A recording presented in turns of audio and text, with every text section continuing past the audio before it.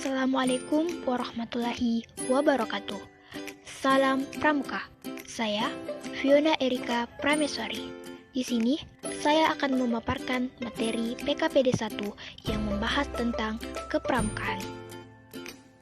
Baiklah, langsung saja kita masuk ke pembahasan. Yang pertama, pengertian pramuka. Kata pramuka merupakan singkatan dari Praja Muda Karana yang memiliki arti jiwa muda yang suka berkarya. Pramuka merupakan sebutan bagi anggota gerakan pramuka yang meliputi pramuka siaga usia 7-10 tahun, pramuka penggalang usia 11-15 tahun, pramuka pedegak usia 16-20 tahun, dan pramuka pandega usia 21-25 tahun.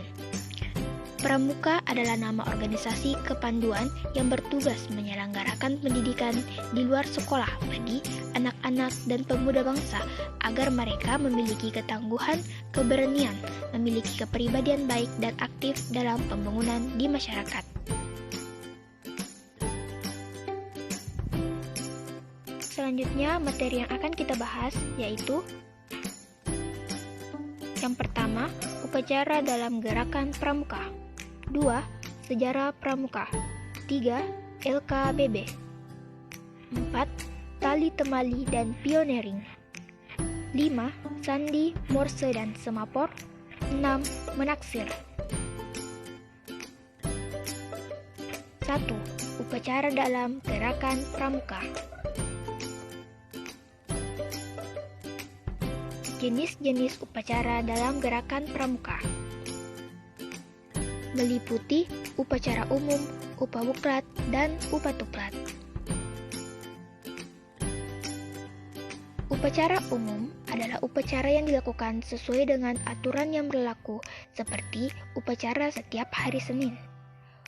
Upabuklat atau upacara pembukaan latihan merupakan upacara yang dilaksanakan sebelum melakukan aktivitas kepramukaan.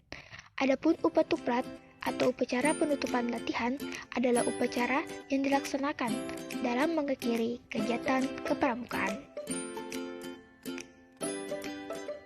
Selanjutnya, bentuk barisan upacara. Bentuk barisan upabuklat dan upatuklat pada pramuka siaga yaitu berbentuk lingkaran yang melambangkan perhatian dan perkembangan jiwa siaga yang masih terpusat pada orang tua, keluarga, atau pembina. Adapun bentuk barisan upabuklat dan upatuklat pada pramuka penggalang yaitu berbentuk angkare yang melambangkan perhatian dan perkembangan jiwanya setelah mulai terbuka. Selanjutnya, bentuk barisan upabuklat dan upatuklat pada pramuka panegak dan racana pandega yaitu berbentuk bersaf yang melambangkan perhatian dan perkembangan jiwanya sudah terbuka luas. Perbedaan upabuklat dan upatuklat. Yang pertama, pada upabuklat terdapat pembacaan dasadharma, sedangkan pada upatuklat tidak terdapat pembacaan dasadharma. 2. Upabuklat dilaksanakan pengibaran bendera merah putih, sedangkan pada upatuklat dilaksanakan penurunan bendera merah putih.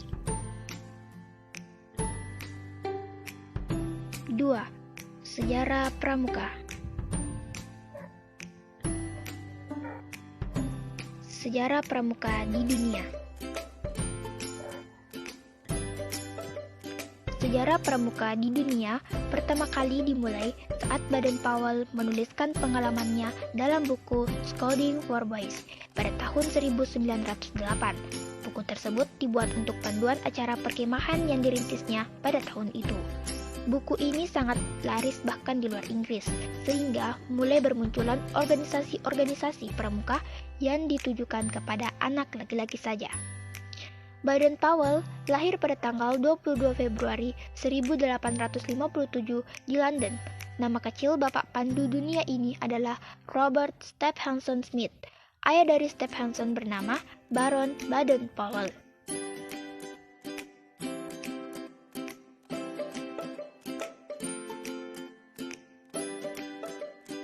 Pada tahun 1912, Baden-Powell bersama adik perempuannya Agnes mendirikan organisasi pramuka untuk wanita bernama Girl Guides.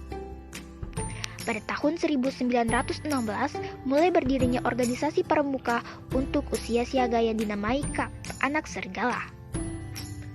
Pada tahun 1918, kemudian berdiri organisasi Rover Scout yang ditujukan untuk kelompok remaja berusia 17 tahun. Baden-Powell kembali mempublikasikan bukunya Rovering to Success pada tahun 1922 yang berbicara tentang seorang pemuda yang mendayung perahu sampannya menuju pantai kebahagiaan. Tepatnya pada tanggal 30 Juli sampai 8 Agustus 1920 di Olympus Hall London, kegiatan Jambore dunia pertama kali diadakan dan diikuti sebanyak 800 peserta dari 34 negara. Dalam kegiatan tersebut, pada akhirnya Baden-Powell dinobatkan sebagai Bapak Pandu sedunia. Sejarah pramuka di Indonesia. Sejarah pramuka di Indonesia dikenal dengan 3 masa pramuka, yaitu Gerakan Pramuka pada masa penjajahan Belanda. Gerakan Pramuka pada masa penjajahan Belanda di Indonesia dalam bahasa Indonesia dikenal dengan Persatuan Pandu-Pandu Hindia Belanda. Gerakan Pramuka pada masa penjajahan Jepang. Pada saat penjajahan Jepang, gerakan pramuka masih berjalan dan masih bisa bertahan. Namun, di saat Jepang menyerang kepada Belanda, banyak tokoh kepanduan Indonesia yang ditarik masuk ke Ibondan, Peta, dan Seinendan. Gerakan pramuka setelah Indonesia merdeka. Setelah kemerdekaan Indonesia tanggal 28 Desember 1945, didirikan organisasi Pandu Rakyat Indonesia di Solo yang menjadi wadah kepanduan di seluruh Indonesia. Pada tanggal 14 Agustus 1961, gerakan pramuka diperkenalkan secara resmi kepada seluruh masyarakat, sehingga 14 Agustus diperingati sebagai Hari Pramuka.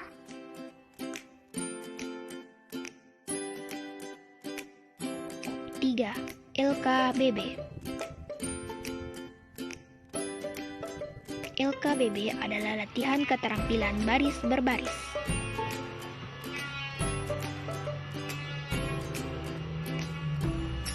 LKBB adalah suatu wujud fisik yang diperlukan untuk menanamkan kebiasaan tata cara kehidupan yang diarahkan kepada terbentuknya perwatakan tertentu.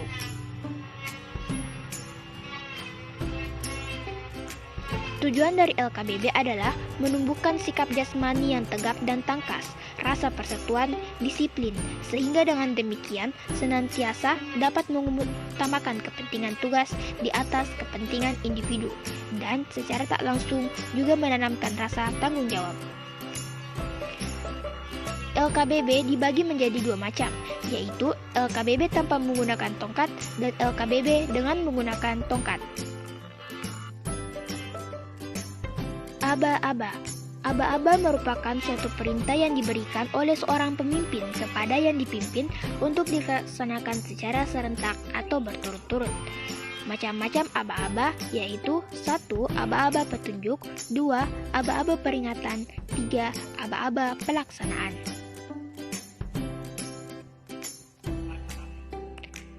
Gerak dasar LKBB.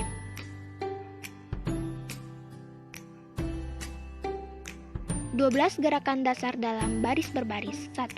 Siap gerak. 2. Berhitung mulai. 3. Hadap kanan gerak. 4. Hadap kiri gerak. 5. Hormat gerak. 6. Lencang kanan gerak. 7. Lencang depan gerak. 8. Balik kanan gerak. 9. Hadap serong kanan gerak. 10. Hadap serong kiri gerak. 11. Istirahat di tempat gerak. Dan 12. Bubar jalan. 4. Tali temali dan pioneering. Pengertian tali temali. Tali temali adalah salah satu seni menyambung tali dengan menggunakan simpul-simpul sehingga membentuk suatu alat atau benda lain yang bermanfaat. Misalnya adalah tandu, tiang bendera, dan masih banyak lagi. Tali adalah bendanya. Simpul adalah hubungan antara tali dengan tali.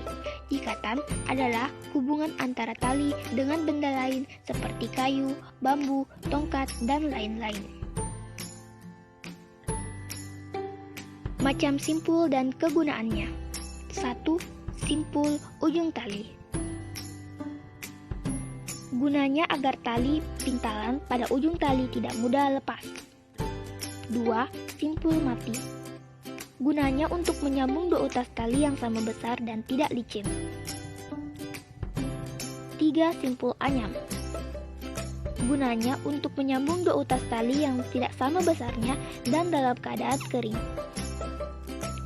4. Simpul anyam berganda. Gunanya untuk menyambung dua utas tali yang tidak sama besarnya dan dalam keadaan basah. 5. Simpul erat. Gunanya untuk memendekkan tali tanpa pemotongan.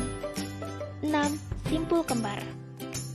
Gunanya untuk menyambung dua utas tali yang sama besarnya dan dalam keadaan licin. 7. Simpul kursi. Gunanya untuk mengangkat atau menurunkan benda atau orang pingsan. 8. Simpul penarik. Gunanya untuk menarik benda yang cukup besar.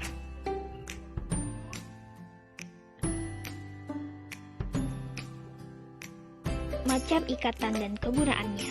1. Ikatan pangkal.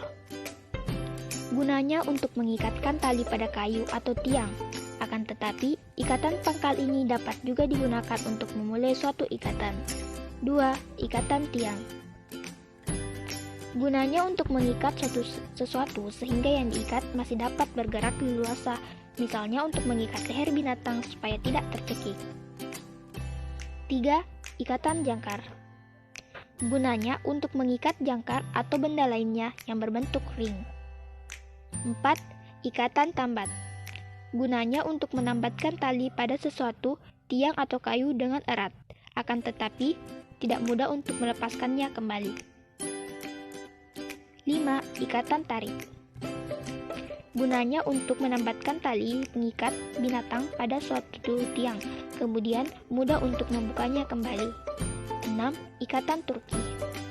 Gunanya untuk mengikat sapu lidi setengah leher. 7. Ikatan palang. 8. Ikatan canggah. 9. Ikatan silang. 10. Ikatan kaki tiga.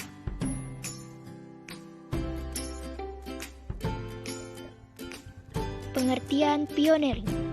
Pioneering adalah salah satu teknik pramuka dalam penggunaan peralatan tongkat dan tali yang dirangkai menjadi sebuah bangunan kreatif. Tujuan pioneering mengasah keterampilan peserta dalam membuat sebuah bangunan sederhana yang nantinya dapat diaplikasikan di kehidupan sehari-hari. Manfaat pioneering untuk memupuk rasa kekompakan dan kerjasama yang baik antar kelompok dapat diterapkan pada saat-saat genting maupun P3K, memproyeksi pemikiran peserta dalam merancang suatu bangunan kreatif.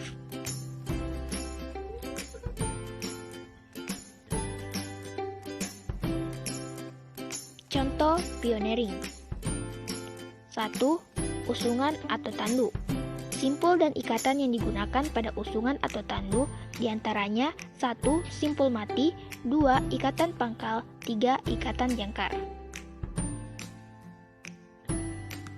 2. Tiang bendera.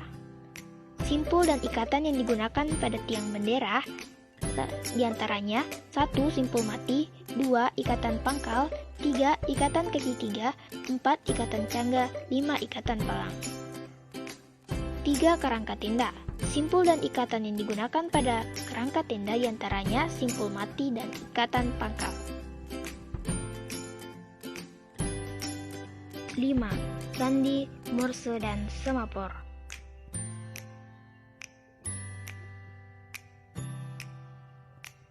Pengertian sandi. Secara istilah, sandi berasal dari bahasa Sanskerta yang memiliki arti rahasia atau menyembunyikan. Sedangkan dalam KBBI, sandi memiliki arti rahasia atau kode. Manfaat sandi: 1. Komunikasi antar anggota regu. 2. Meningkatkan daya ingat. 3. Meningkatkan kecerdasan. 4. Sarana belajar anggota pramuka untuk menyelesaikan masalah. 5. Sarana permainan dalam kepramukaan. Macam-macam sandi. Sandi kotak 1, sandi kotak 2, sandi kotak 3, sandi rumput, dan masih banyak lagi lainnya. Morse. Sandi Morse merupakan suatu sandi yang menerapkan sebuah sistem representasi huruf dan angka serta dengan tanda baca sinyal dengan menggunakan simbol titik dan garis yang disusun sebagai karakter tertentu. Penggunaan dan penyampaian sandi Morse dapat dilakukan dengan beberapa cara, diantaranya menggunakan suara atau peluit, menggunakan sinar dengan sinar lampu, menggunakan tulisan.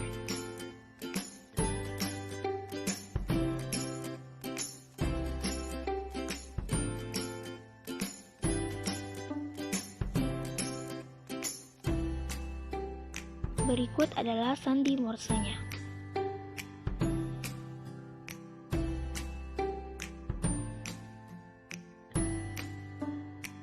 Semafor. Semafor adalah suatu cara untuk mengirim dan menerima berita dengan menggunakan bendera, dayung, batang, tangan kosong, atau dengan sarung tangan. Pengiriman sandi melalui bendera semafor ini menggunakan dua bendera yang masing-masing bendera tersebut berukuran 45 cm x 45 cm.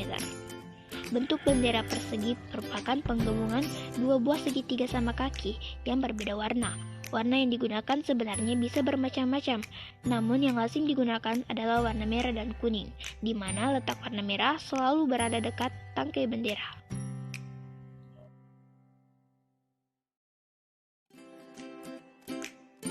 Beberapa sandi lainnya yang biasa digunakan dalam semafor adalah sebagai berikut.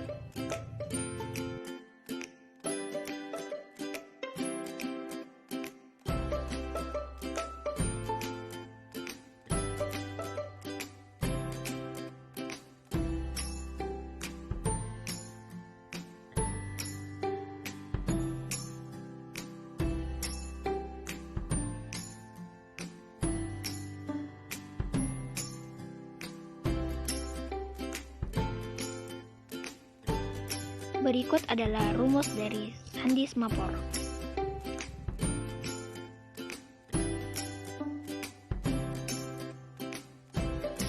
Menaksir.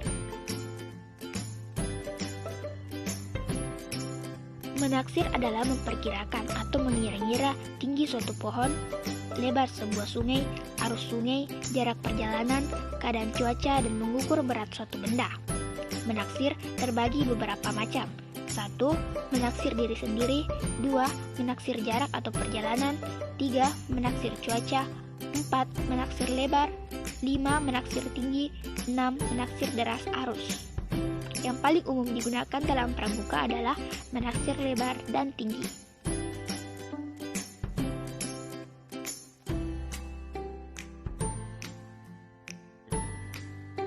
Cara-cara menaksir. 1. Menaksir tinggi pohon. Metode yang digunakan adalah metode segitiga siku-siku 45 derajat.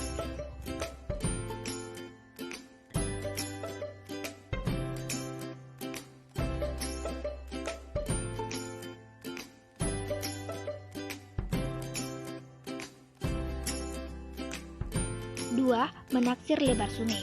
Metode yang digunakan adalah perbandingan segitiga.